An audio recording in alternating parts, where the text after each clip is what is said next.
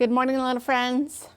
We are a big church for little people with New Wine Church, and I am excited to be here with you today online.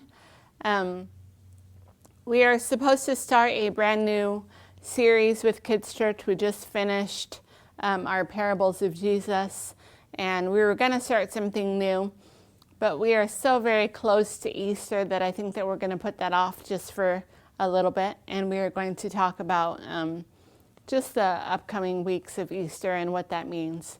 And I am glad that you are tuning in today. If you missed our either one or a few of our lessons on the parables of Jesus, you can find those on YouTube. And we are going to talk a little bit about today the fellowship and the communion that Jesus had with his friends. And we know that he had the very best friends, and he kept them really close to him, alongside of him, so that he could talk to them and teach them, and they would learn from him by being such a close-knit family. And these disciples that Jesus had played a huge role in the end of the end of the coming, or the coming of the end of Jesus' life on earth. And so I wanted to talk to you today about the Last Supper. And when we talk about the Last Supper, it is a very special and important and very sacred kind of meeting that Jesus had with his friends. And when we talk about the supper, yes, it was a very a big meal Jesus was sharing with his friends. But when you think about the 12 disciples and Jesus as a close-knit group, they were pretty much like a family. And this Last Supper, that they call it, was something that was very important to Jesus. He was just about to commit to his sacrifice that he was going to do for us, you and me and everybody else. But he wanted to meet with his friends one last time, just to make sure that they were very, I guess, they were ready for what was going to happen. And I say ready, but were they actually even ready? No. If you were going to lose your very best friend, and you knew the time was coming to where you weren't going to be with them anymore, you would know that it would be a pretty sad and emotional time. So Jesus loved his friends, and he knew that his time on earth was coming to an end. And so he called them all together for the Last Supper. And the things that I wanted to talk to you about are super important because they're very, very intimate. Intimate meaning they're very close, very special. And at this very large dinner that he had with his friends, his disciples, he brought them all in. And he did a very important thing called a foot washing. Now, why do you think he would want to have a foot washing at his supper? Well, first of all, he was sharing a very special time with his friends. And not that his friends were going to wash his feet, but Jesus himself, the King, was going to wash each and every one of the feet of his disciples. Now,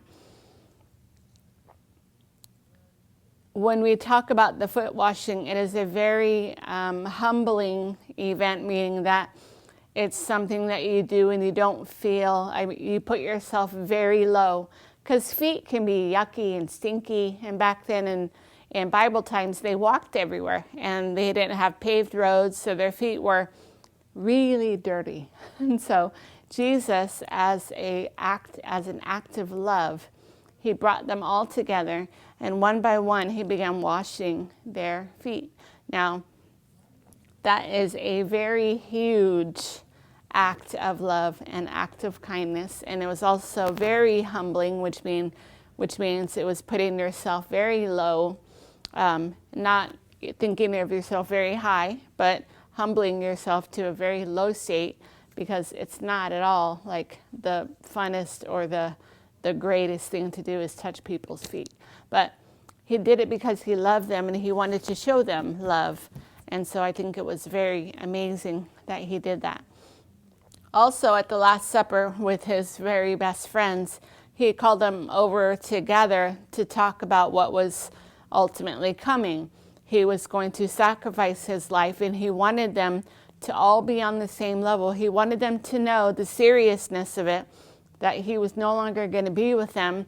But he had the cup and the bread, and all of you at church have witnessed and have seen us do communion at church. And so when you see the crackers and the wine, which we do grape juice, but the cup of red and the bread or the crackers, he said as an example, he said, "This is my body," and he began to break apart the bread and to share with his friends. And he said, "This is my body." He was using the bread as an example of his body.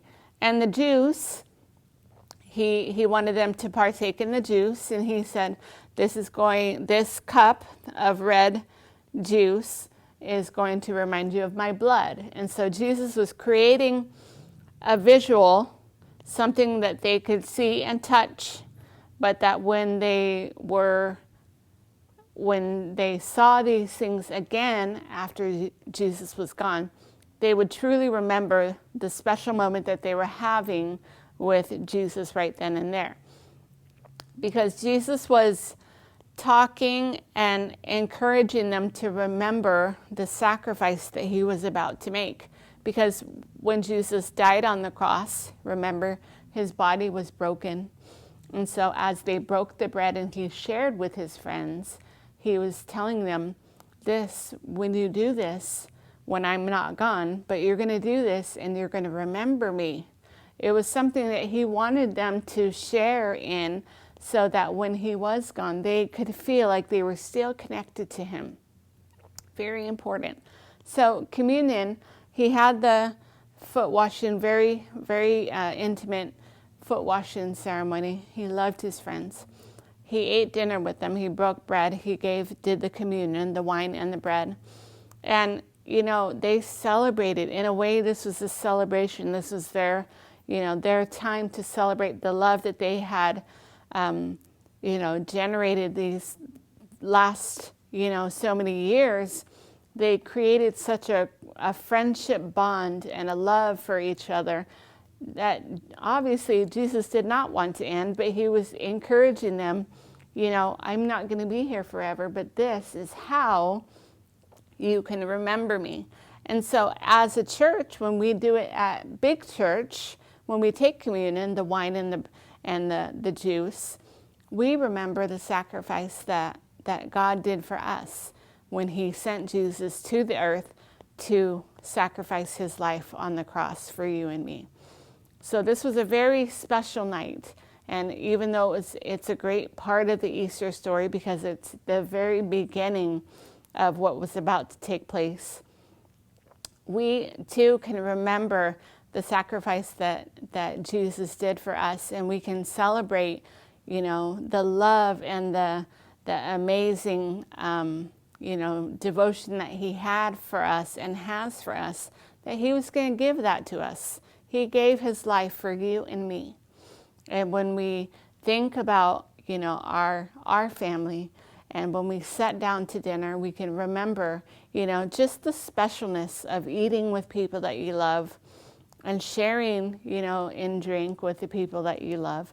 And this sort of special moment that he had with his disciples, we can have too, and we can remember exactly what, all the blessings that have come from the sacrifice that he gave for us. So this is a very special time.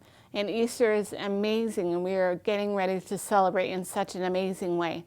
But I wanted to talk to you about the Last Supper because, like I said, it kicks off the very first and most important parts of Easter and Holy Week. And so when we think about the Last Supper, we remember the special relationship, the special love, the special bond that he had with the disciples, but that we too can have with him even though he's not here anymore. We can remember, the stories that he told, the examples that he led, and we are definitely still a very much a part of him in his life, and he is in our life. So this was the Last Supper. We will talk about another piece and part of our Easter week next week, but I am so glad that you're here, and I can't wait to see you soon, and thank you for tuning in. We'll see you next week.